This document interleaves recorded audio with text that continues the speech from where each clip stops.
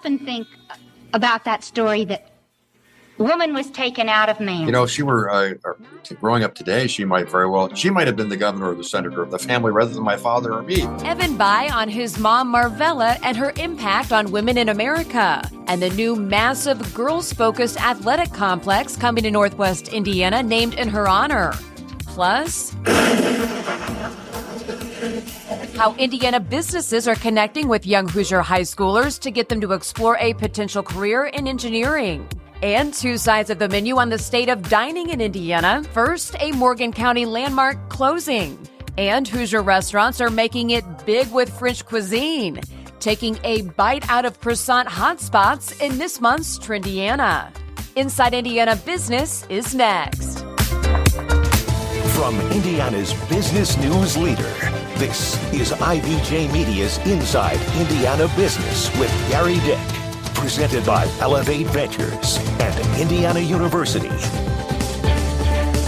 You know, she grew up at a time when there weren't, frankly, the opportunities for women, athletically, academically, professionally, that there are today. And so that she would be a part of an effort, her legacy would be part of an effort to help girls and young women fulfill their potential, in this case, athletically, but also from a leadership standpoint. I think she'd be very happy and very proud of that. And we certainly are. Former Indiana Governor and U.S. Senator Evan Bayh on the legacy of his late mother, Marvella Bayh. She was the inspiration for Title IX legislation, shepherded by her husband, Birch, which really has had a profound impact on hundreds of thousands of girls and women over the past 50 years. And now that incredible legacy about to grow with the Marvella, a $100 million first-of-its-kind destination that is focused on girls and young women in sports and leadership. It is a sprawling campus at Fair Oaks Farms in Northwest Indiana that will be home to unparalleled resources, indoor and outdoor courts and fields for basketball, volleyball, soccer, flag football, and more, as well as a 5,000-seat indoor arena for championship events and tournaments. And there is expected to be economic impact as well in the form of approximately 1,000 new jobs and a big boost to the region's tourism and sports economy. The bottom line, girls and women's athletics wouldn't be where it is today without the Bayh family's influence in the passage of Title IX. Mary Rachel Redmond here now with more. Mary Rachel. Well, Gerry, by definition, the name Marvella means a miracle to marvel at, extraordinary, marvelous. All words that perfectly sum up not only the mission of this new complex dedicated to girls' sports, but also the woman who inspired its very creation, Marvella Bayh. Marvella Bayh is a leader in the movement for women's rights. She was prominent in the speaking and debating. In fact, went to a national contest. It so happened at the same time there was a student from Purdue University by the name of Birch Bayh participating in that contest. She won. And that's when I believe he decided that if you cannot beat her, join her. I am woman, hear me roar. I often think about that story that woman was taken out of man, not out of his head to top him, nor out of his feet to be trampled underfoot, but out of his side to stand equal to him. The year was 1978. Marvella Bayh took to the stage to debate outspoken conservative activist Phyllis Schlafly.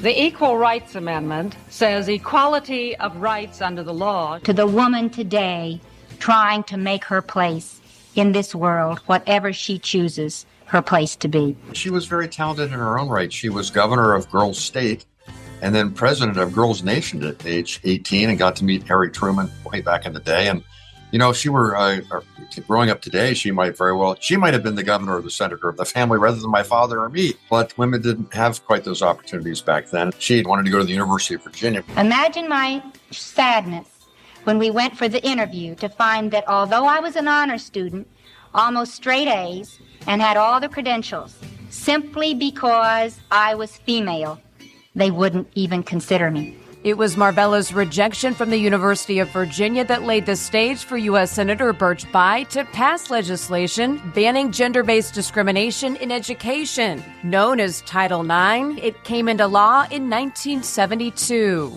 My father always thought that girls, women, wives, sisters, daughters should have the same opportunities as us guys, and she really helped urge him along in that direction. That's a special story in a couple of ways. Sometimes as people, we get rejected, but that rejection can turn into something good. So Marvella's rejection inspired something that changed more lives than she probably could ever imagine.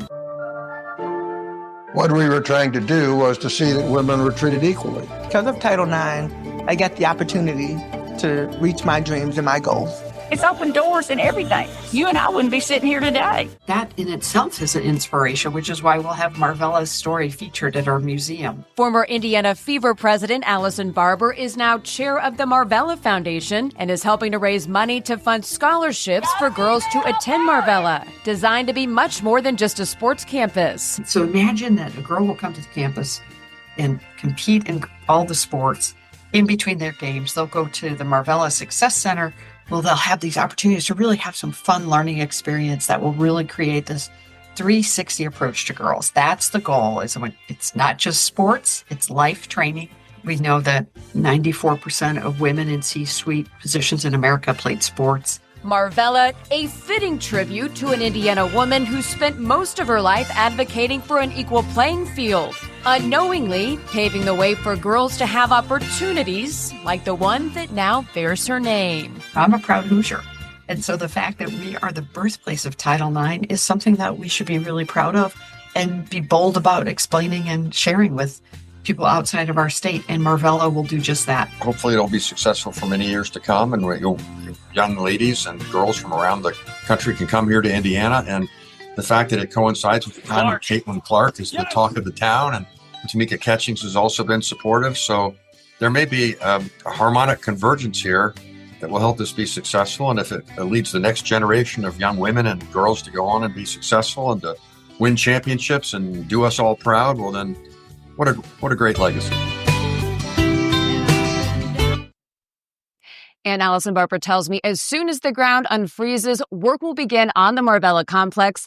And it's a tight turnaround with the expectation that Marvella will be up and running in 2026. So just a little over a year to build this massive one-of-a-kind complex. Yeah, this is a big project. It's kind of like a Disney World for women's and girls sports. Absolutely. It's going to be the best equipment, the best nutritionist for girls, designed for girls, and I kind of wish it were around when I was playing soccer. Great, thanks. Great look at that story. Thanks, Mary Rachel. Well, the city of Fort Wayne is upping its game to grab a chunk of the youth sports tourism dollar. Plans in the works to turn a vacant lot near the Riverfront District into an event space to host multiple sporting events and sports. The proposed multi-million-dollar North River Fieldhouse expected to create about 900 new jobs and generate $36 million into the Fort Wayne economy. Construction expected to begin in 2026. And on the campus of IU Indianapolis, shovels hit the dirt this week to build a new $110 million arena named after the late Jim Morris, a legendary figure in Indiana and key driver in central Indiana's business and civic communities. The Gym, as it will be known, spelled J-I-M, will seat 4,500 people and include basketball and volleyball courts and is expected to be finished late next year. Up next, a big feather in the cap for Notre Dame. And Indiana's economy making waves on the water. What's pushing cargo shipments to near record levels? Those stories and much more when we return.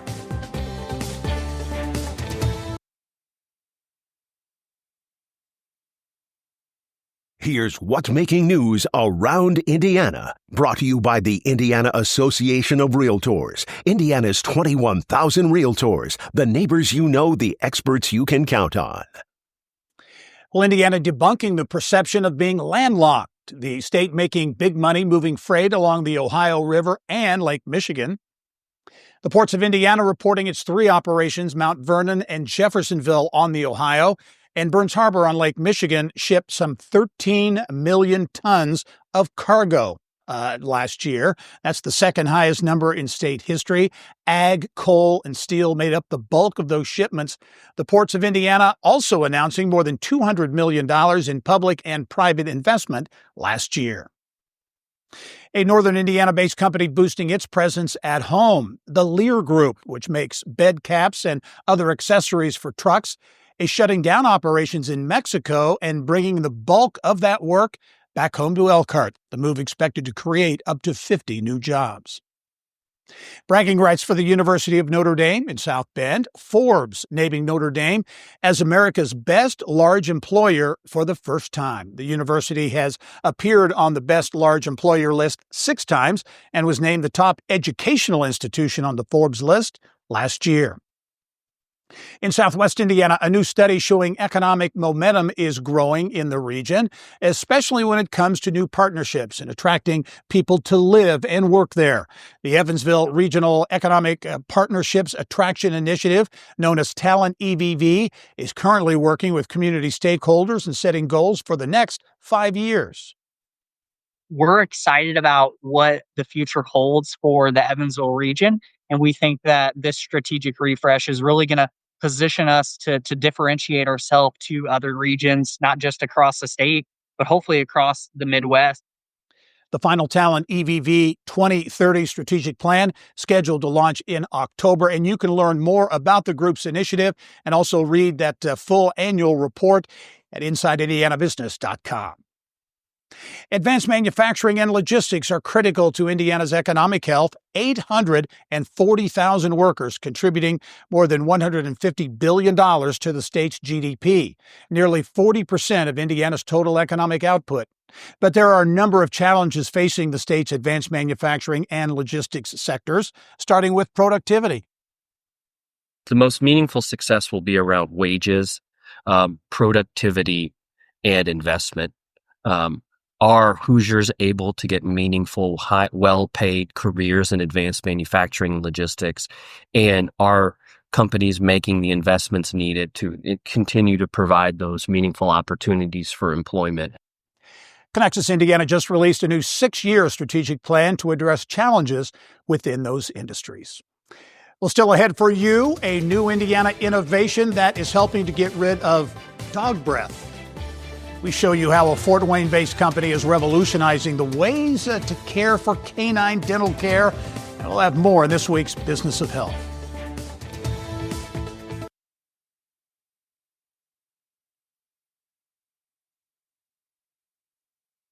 Tip number 1 to keeping your dog's teeth clean and healthy: let him chew. But not on just anything. First, make sure it's safe. No sticks, no rocks, and be careful about bones. A Fort Wayne-based company taking a big bite out of making sure your dog's teeth are healthy. About 80% of dogs have gum disease by the time they're 3 years old, which can lead to some serious health problems. Business of Health reporter Kylie Valletta tells us how a startup now in Fort Wayne has a patent to help pooches, right? That's right, Gary. This is great progress for them. Sniffing out a solution for dogs' tooth and gum health is major, as any dog parent can tell you. The current answer is a professional teeth cleaning at the vet's office, which is very expensive, costing around $500. Well, Fort Wayne-based St. Roch Veterinary has created a weapon to destroy the bacteria that accumulates on dogs' teeth and gums, which leads to the gum disease. Called GingiGuard, the patented gel stops the growth of harmful bacteria that causes plaque while preserving the good bacteria in the mouth. More than 100 Hoosier dogs were part of the startup's field trial, which applied the gel after a standard dental cleaning. GingiGuard delayed plaque returning for at least a month, when it typically reappears after just days. The startup is a subsidiary of Topico Scientific, also in Fort Wayne. Local veterinarian Dr. Kevin Kaywood and retired physician Dr. William Cass developed the technology with other collaborators and are now looking to partner with an animal health company to take GingiGuard to market. And a major benefit for the dog's human, in the field trial, GingiGuard also made doggy breath disappear. That is maybe a major selling point, if not the major selling point, because if you go back in the history of Colgate and Crest, it was advertised as cleans your teeth as it cleans your breath. That was an old advertising line, and it sells a lot of toothpaste because it's a benefit. And having the dog up close or on the couch with you or close, certainly everybody knows when the breath is bad and the gums are infected. And GingerGuard hinges on the startup's technology, which you can see in this lab video as it destroys bad bacteria that cluster to form a biofilm. Now, these biofilms are the same culprit in human ailments like diabetic foot ulcers, so this could open the door to treatments for humans. The Indiana Donor Network is celebrating a record high for organ donations in 2024 that it says saved more than 1,200 lives. This is the 9th consecutive year the network has outdone its own record. Last year, the network transplanted nearly 1,400 donated organs. That's a 22% increase compared to the previous year. And an update on the pool that was built inside Lucas Oil Stadium for the Olympic swim trials. You may recall the pool is getting a second life in Fort Wayne. It was disassembled and is currently in storage there. Just days ago, the Northwest Allen County School Board voted to partner with the Fort Wayne Swim and Wellness Alliance. The school district wants to bring the Olympic-sized pool to a new natatorium it hopes to build. Most of the funding for the $54 million project would come from the school district, followed by the Fort Wayne Swim Alliance, state grants, and donations. A referendum is planned for November because the school district would need to increase its property tax revenue. Great follow-up to the Olympic swim trials, which had a great impact. Oh, yeah. I mean, it's really cool to think that pool lives on, too. Yep, absolutely. Thanks, Kylie. Yep. Time now for our Eye on Education, brought to you by PNC Bank. And we begin with a big number coming out of Purdue University. Purdue launching the largest fundraising campaign in school history. The goal is to raise $4 billion by 2030. The campaign comes at a time when Purdue is experiencing growth on its West Lafayette campus in a big way. Enrollment up by almost 6,000 students at the start of the fall semester. Purdue also planning to put a chunk of the money toward expanding its campus in downtown Indianapolis. It is National Engineers Week, and 2 events in central Indiana aimed at getting young Indiana students interested in careers in engineering and manufacturing were held this week. So we build bridges and we blow up bridges and we build new bridges. Well, we stopped by Heritage Christian School in Indianapolis this week, where a team of civil engineers from Indianapolis-based Parsons Corporation told students about the need for more engineers in Indiana. They explained what projects civil engineers work on and shared some examples from around the state. And they can kind of think, well, gosh, I'm good at math and science. I think I could maybe be an engineer. And so it just gives them an opportunity to kind of plant that seed, and then hopefully they explore it. And this was one of, get this, more than 200 classroom visits across 39 counties organized by the American Council of Engineering Companies of Indiana.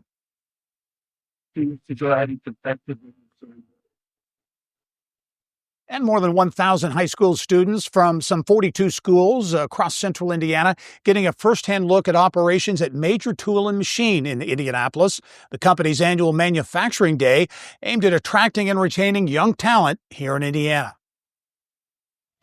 If we can get more young adults coming out of high school to pursue careers in manufacturing, so whether that's going off to college and then coming back into manufacturing, or leaving straight out of high school and getting a job, it matters to the state. Major Machine and Tool makes heavy-duty machine parts for a variety of industries, including aerospace, defense, and power generation. And we'll be right back.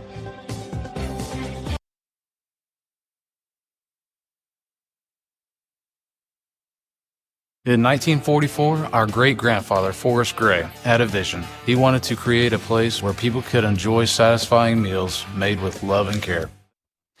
And hungry Hoosiers have come in droves over those past 80 years.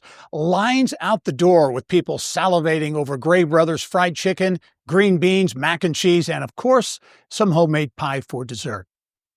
The Gray family making a big decision this week, shutting down its restaurant in Mooresville to cut costs and also to relocate the restaurant. Gray Brothers will continue to operate until the $10 million property, that's what they're asking for it, in Mooresville is sold. No word yet on where the new Gray Brothers will be located. A lot of people will be interested, though.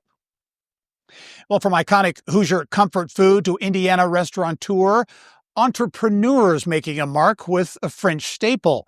Yelp's Brittany Smith with more on the croissant craze sweeping across Indiana. Thanks, Gary. With innovation and interest on the rise on the area of croissants, we thought it was a great time to tap into Yelp data to find the 5 best spots for croissants across the state of Indiana. We're kicking things off here at Coat Check Coffee in the heart of downtown. Conveniently located halfway up the Mass Ave district, you can pop your way between shops and restaurants and then take a break at Coat Check Coffee for their fabulous croissants as well as their coffee program. You'll find innovative treats like the chocolate tahini babka, classics like the chocolate croissant, and a wonderful offering menu for vegan croissants as well. This is a really fun spot to pop in for meetings as well as co-working. You can find it all under the historic Athenaeum building roof. Next up, we're heading to Greenwood, Indiana for Les Croissants. Tucked away in a strip mall, and you will find yourself some of the most beautiful and delicious fruited pastries. The reviews especially recommend the strawberry croissant filled with vanilla cream and fresh sliced strawberries, as well as the mixed berry croissant filled with blueberries, raspberries, strawberries, and cream. They're also known for their rum almond croissant as another favorite in the Yelp reviews. Next, we're heading north to Lafayette for Smitty Bread Bakery. The owner, Smitty, is a Lafayette local and known for his fabulous sourdough creations. And when it comes to croissants, you have to try their almond croissant as well as their pain au chocolate. In addition to their spectacular croissants, they also offer fresh baked breads daily with rotating flavors like cinnamon raisin and jalapeno cheddar sourdough. We can't talk about croissants without heading to Amelia's with 3 locations in the Indianapolis area, including Fletcher Place, Windsor Park, and the Stutz Building. They bake their bread and croissants fresh daily starting at 4 a.m., and the reviews can't get enough of their cinnamon roll croissant featuring buttery croissant dough, thick layer of caramelized cinnamon sugar, and a buttermilk frosting. One of the things that makes Amelia's especially fun is their rotating croissant offerings that you'll find throughout the seasons that really tap into local ingredients. So if it's tomato season, you'll probably find a fabulous tomato cheese croissant, and so on throughout the seasons. Here you'll also find creative spins and classics all under one roof. Last but not least, we're going to Bau's Pastry in Valparaiso. Bau's started in 2019 when the owner Bao moved to Valparaiso from Paris. They fell in love with the city after visiting family in the area, and locals in Valpo can't get enough of her freshly baked pastries. The star of the show at Bau's is the chocolate almond croissant, with other highlights including a Nutella croissant and creme brulee. For those looking for savory treats, try their ham, apple, and brie open-faced croissant. Well, if that doesn't make you hungry, I don't know what will. Hopefully this gets you a taste of something new to check out in your backyard. I'm going to throw it back to you, Gary. That does indeed make me very hungry. Thanks very much, Brittany, as always, for a great report. Well, that's all the time we have for this edition of Inside Indiana Business. We leave you this week where we started the show, in Northwest Indiana, down on the farm at Fair Oaks Farms in Newton County. I'm Gerry Dick. Go out and make it a successful